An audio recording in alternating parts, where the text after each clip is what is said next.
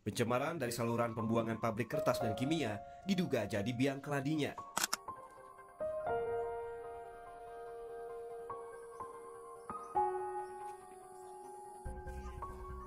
Beginilah kondisi Sungai Cilengsi. Selain airnya berwarna hitam dan berbau, permukaan sungai juga dipenuhi busa yang diduga bekas pembuangan limbah pabrik. Citarum di Karawang, Jawa Barat diduga tercemar limbah pabrik yang memproduksi kertas dan bahan kimia. For years, the paper we use every day has been tainted with the blood of thousands of marine creatures. The production process and waste disposal from the paper industry have led to water pollution that devastated marine ecosystem. Many marine species are disrupted, forced to leave their natural habitats, and even die due to toxic waste contaminating rivers and the ocean. This waste not only contains harmful chemicals but also depletes oxygen levels in the water, threatening the delicate balance of the ecosystem. This is where our vision comes to life. Utilization of lignolitic microorganisms as a chemical substitute to decompose paper mill waste stands as a promising approach. Honorable judges of Indonesian Science Project Olympiad and my beloved audience, my name is Chevin Jujayasa. And I am Nadif Hendria Priyadi. Today, standing here in pride with SMA Wulan Rouge, are thrilled to present Utilization of lignolitic microorganism as a chemical substitute to decompose paper mill waste. The purpose for this study is to identify the potential of ligninolytic microorganisms as substitutes for hazardous chemicals such as chlorine in the treatment of paper mill effluents, evaluate the efficiency of lignin degradation by ligninolytic microorganisms compared to conventional chemical-based methods, assess the impact of using ligninolytic microorganisms on reducing environmental pollution, including the reduction of chlorinated organic compounds in effluents, and to develop alternative methods based on friendly microorganisms to support the sustainability of paper industry process. Conventional paper mill waste treatment still heavily relies on chemicals such as chlorine. However, the use of chlorine in this process often leads to negative environmental impacts. Chlorine can produce harmful byproducts such as chloride and chlorate.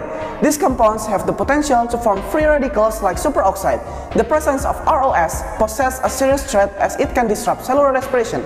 As a result, cells experience oxidative stress, which can lead to various biological disturbances. The microorganisms used play a crucial role in the degradation of paper mill waste. These microorganisms are specifically capable of breaking down complex polysaccharides that are difficult to process, such as lignin, cellulose, and other macromolecules.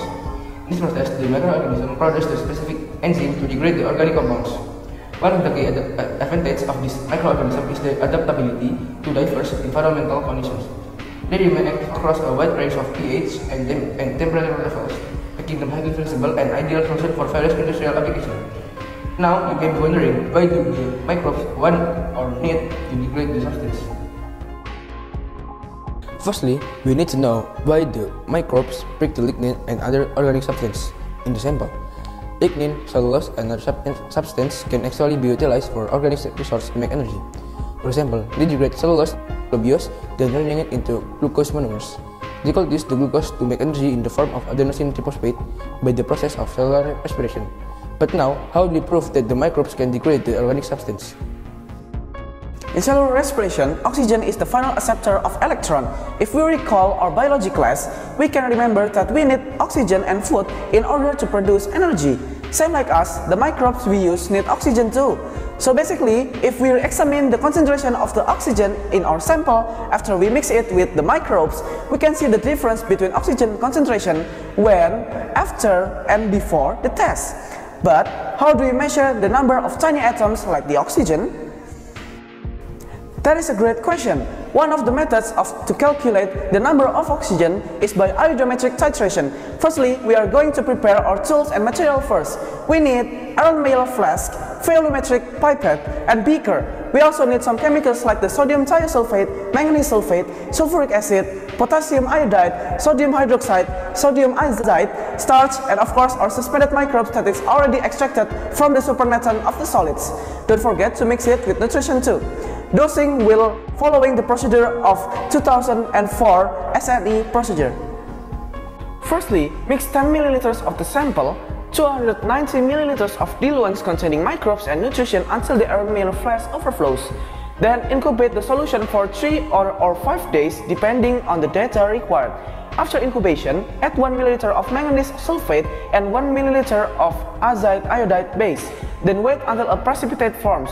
Next, add 1 ml of sulfuric acid, mix until the solution turns dark yellow or orange.